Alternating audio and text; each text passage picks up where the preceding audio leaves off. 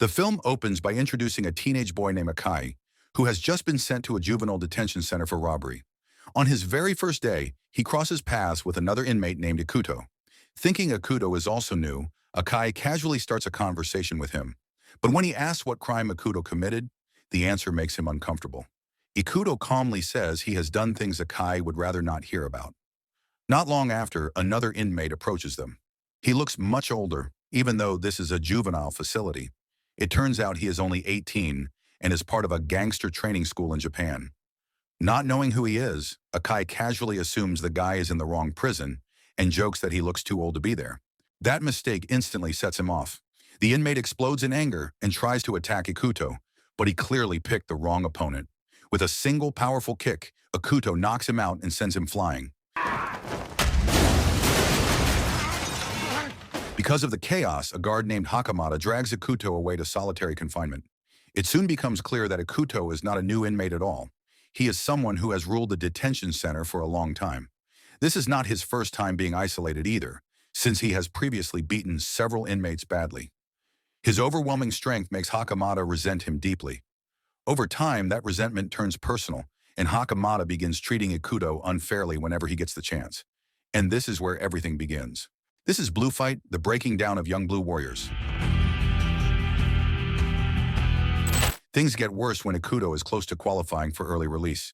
Hakamata deliberately makes things difficult and even brings up Ikuto's father, who is also in prison. Hearing that, Ikuto loses control and nearly attacks the guard. Before anything happens, his mother steps in.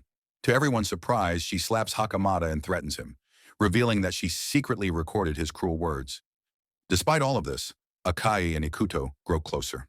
They follow the daily routines together and support each other through training and rehabilitation programs. One day, the facility welcomes a guest named Asakura, a former inmate who now gives motivational talks. He is known as a man who once lived as a ruthless gangster before turning his. Inspired by Asakura's words, Akai and Ikuto begin to take training seriously. Their days soon revolve around physical workouts and discipline, all in pursuit of the same dream, becoming professional fighters. As their bond grows, Ikuto finally opens up about why he ended up in prison. He explains that he was accused of robbery simply because he wore a jacket similar to the real criminal. Hearing this, Akai freezes. The truth hits him hard because he knows that he himself was the real robber. Guilt begins to consume him. He fears what will happen if Ikuto ever finds out, especially after hearing Ikuto say that if he ever met the person who ruined his life, he would beat him to death. Before long, Ikuto is finally released after spending about a year and a half in juvenile detention. His mother comes to pick him up, along with Akai, who had already earned early release. Before heading home, they make a stop at another prison to visit Ikuto's father. For 5 long years, his father had been locked away, and during that time, Ikuto never once came to see him because of the deep resentment he carried. There, the truth finally comes out. Ikuto's father was imprisoned after being falsely accused of murder. One day, he received a call from an employee who sounded distressed and hinted that he might end his life. Worried, Ikuto's father rushed to his house, but he arrived too late. The man had already taken his own life. Because he happened to be at the scene, Ikuto's father was immediately treated as the main suspect. Prosecutors pressured him to confess, but he refused, unwilling to live the rest of his life labeled as a murderer. Instead, he chose to endure prison, believing that one day the truth would come out. Hearing this, Ikuto finally understands that his father was also a victim of false accusations. From that moment on, he truly believes that his father is innocent. The next day, Akai and Ikuto are shown working at a welding factory. Akai looks lazy and unmotivated, but since they both need money, they push through the job anyway. During their break, they are suddenly confronted by a group of delinquents, led by a young man named Jun. It turns out Jun once went to the same school as Ikuto and has held a deep grudge against him ever since. Back in high school, Ikuto was known as the strongest fighter around, someone who could take down multiple gang members on his own with brutal punches. Jun warns Ikuto to stay out of his territory if he does not want serious trouble. After that encounter, Jun and his crew head to a bar owned by a man named Sunyo. While hanging out, one of Jun's men, a loud and arrogant troublemaker named Abekan, starts boasting and acting reckless. He wants to prove himself by taking down Ikuto alone, believing it will show how unstoppable their gang is. However, one of his friends quickly reminds him that he once suffered badly at Ikuto's hands. Tension rises when another tough figure appears, a man named Osako, known as one of the strongest fighters in the area. Osako has no patience for Abekan's arrogance and the situation quickly escalates into a violent fight.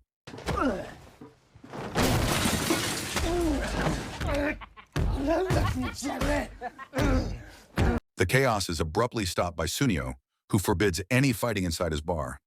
Everyone immediately goes quiet when they realize he is a former Yakuza member. Sunio then advises Jun and his group to channel their aggression into something more meaningful by joining the Breaking Down tournament instead of causing trouble in the streets. As Jun looks at the tournament flyer, memories from his past with a certain woman begin to surface. Meanwhile, Ikuto and Akai head straight to a boxing gym after finishing work. Inside, they spot an amateur fighter who clearly has real skill. Curious, Ikuto challenges him to a one-on-one match in the ring. He wants to test how strong this fighter really is, and the coach quickly agrees. The fight turns intense right away. Ikuto struggles at first, clearly pressured by his opponent's sharp technique and experience.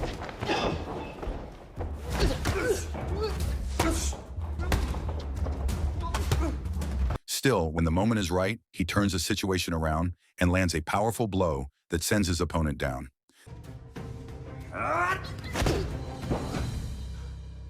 The other fighter, angered by the loss, strikes back, forcing the coaches to step in and separate them. After that clash, Ikuto becomes seriously interested in training at the gym. Of course, nothing comes for free. To afford the training, Akai and Ikuto work even harder. After every shift, they return to the gym to train relentlessly. Wanting extra motivation, they both ask their mothers for permission to join the Breaking Down auditions. Support comes quickly, especially from Akai's mother, who continues to pray for her son's success as long as he does not lose himself or hurt others along the way. One day after work, Akai arrives at the gym and is surprised to see two of his former classmates there. One of them is Yuki, a popular influencer with hundreds of thousands of followers. As one of her fans, Akai naturally approaches her, but her attention is clearly drawn to Ikuto instead, who appears calmer and more confident. It soon becomes clear that Yuki is the younger sister of the fighter Ikuto faced earlier. The peaceful moment does not last long. Jun and his crew suddenly show up uninvited. To prevent chaos, the gym owner suggests settling things properly inside the ring. Everyone agrees, and Osako steps forward to face Ikuto. Hearing this, Akai suddenly steps up with firm determination. Moments later, a brutal fight breaks out. Unfortunately, Akai quickly finds himself overwhelmed by Osako, whose fighting skills are far more dangerous than expected. Still, Akai remembers why he chose to face him in the first place. Osako was the one who once bullied and extorted him, pushing him into committing robbery just to survive. This fight is his chance for revenge, and for proving that he is no longer weak. Even as Osako continues to attack without mercy, Akai refuses to stay down. He pushes through the pain, fueled by memories of his suffering and the pressure that once destroyed his life. That anger becomes his strength. With two powerful strikes driven by pure determination, Akai finally brings Osako down. Watching from the side, Ikuto cannot hide his pride. After Akai finishes his fight, it is finally Ikuto's turn to step into the ring against Jun. This time, the battle feels far more intense. Jun is known as the second strongest fighter from their old school, ranked just below Ikuto. The clash is brutal and evenly matched, with neither side willing to back down.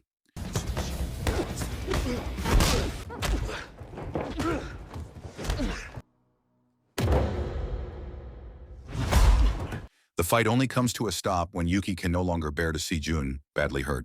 After Jun and his group leave, Yuki opens up about her past. She reveals that Jun was once her boyfriend and that he was nothing like the violent person he has become. Back then, he was skilled but quiet, even a bit awkward. Everything changed after he was expelled from school. Surrounded by the wrong influences and judged for being the son of a former Yakuza boss, Jun slowly lost his way. Hearing this, Ikuto shares his thoughts and believes that Jun has not fallen too far and can still be saved from the darkness he is trapped in. Not long after, Akai and Ikuto move on to the next stage after passing the initial selection. They arrive at the Breaking Down office, feeling tense and unsure of what lies ahead. Suddenly, a participant named Joy approaches them. He wants to talk about something related to Ikuto's father, but the conversation is cut short when all participants are called in for the next round. Those who pass are asked to introduce themselves in front of the judges. When it is Ikuto's turn, he explains that he did not join for fame or a career. His true reason is to meet Asakura, the man whose words once changed his entire outlook on life. Akai, on the other hand, makes it clear that he is aiming to become a professional fighter from the very beginning. Then Joy introduces himself. He turns out to be a law student and the son of a prosecutor. That same prosecutor is the one responsible for sending Ikuto's father to prison. Feeling that fate has brought them together, Joy believes the only way to settle this unfinished conflict is through a fight, as if the sins of their parents can be resolved through their children. Elsewhere, Jun and Osako meet Yuki in a quiet area. Wanting to give them privacy, Yuki's friend leads Osako away. Alone with her, Jun finally admits his regret over how he ended their relationship without explanation. Yuki, who never truly saw it as a deep wound, forgives him, revealing that she still has feelings for him. She also shares how Ikuto's perspective made her believe that Jun could still return to the right path. But the moment of peace does not last. A group of biker gang members suddenly appears. With mocking expressions, they begin harassing Yuki. Enraged, Jun loses control and attacks them without hesitation. He is quickly overwhelmed and taken away by the gang.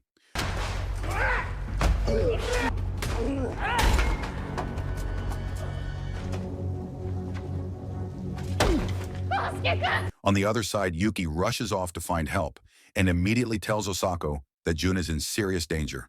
When Osako sees who is dragging Jun away, he realizes they are standing inside the territory of the Krishna biker gang.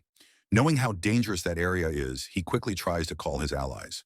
Unfortunately, no one answers. With no other option, he goes to Akai and Ikuto to ask for help. At first, Akai refuses. They are about to compete in the Breaking Down tournament, and to him, nothing is more important than that. Facing the most dangerous gang in the city feels like a death wish. But Ikuto cannot ignore someone who is in trouble. His sense of responsibility pushes him to act. And in the end, Akai changes his mind and agrees to go, even though his heart is not fully at ease. Meanwhile, back at the Krishna hideout, their leader Mito is clearly disappointed with his men. He sees their actions as childish and unworthy of real gangsters. As punishment, he forces them to hold heated metal for 5 seconds while waiting for Jun's friends to arrive. 二度と厨房みたいな幼稚な真似はしないって。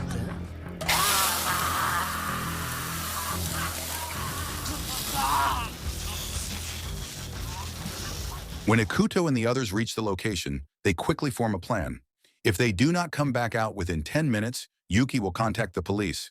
With confidence running high, they charge forward and attack anyone who blocks their path.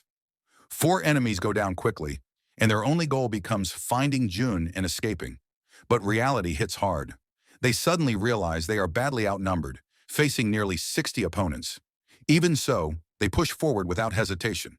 Another brutal fight breaks out.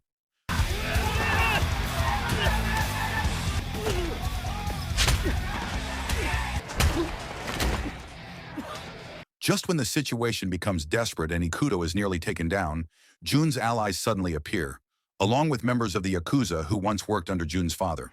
In an instant, the tide turns. What looked like certain defeat becomes a fierce counterattack against the biker gang.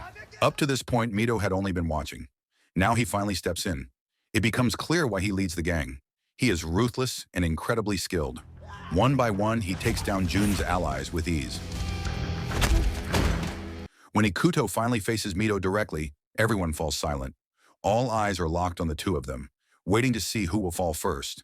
The fight is intense and unforgiving. Ikuto struggles badly, clearly outmatched by Mito's strength and experience. Even with injuries to his arm and leg, he refuses to give up.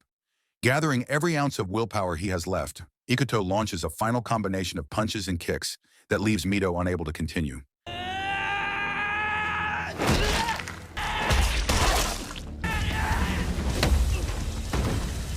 After everything is over, Jun is stunned that Ikuto came to save him. He thanks him sincerely and apologizes for his past behavior. In the end, 2 former enemies finally make peace. After Ikuto and his friends leave, Mito's men move in and tell him to get back up. It turns out he was only pretending to be unconscious. Deep down, he was impressed by their determination, especially Ikuto's. Mito wanted to see how far that young man could go and whether his resolve truly matched the strength of his fists.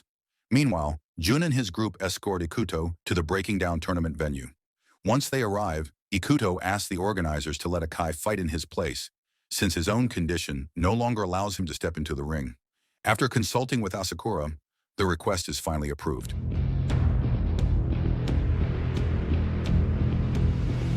Before the match begins, Akai finally confesses the truth to Ikuto. He admits that he was the one responsible for the robbery that sent Ikuto to juvenile detention. Unexpectedly, Ikuto does not get angry at all. He had known the truth for a long time and had already chosen to let it go. As a way to make amends, Ikuto asks Akai to give everything he has in the fight. Hearing this, Akai feels a huge weight lift off his chest, allowing him to step into the ring with a calm and focused heart. Before long, the match begins. In the end, Akai emerges victorious. The story closes with Ikuto's father finally being released from prison and reunited with his family, marking a new beginning for all of them. So the moral of the story is that if you train hard, punch harder, and survive enough chaos, life might just forgive your bad decisions.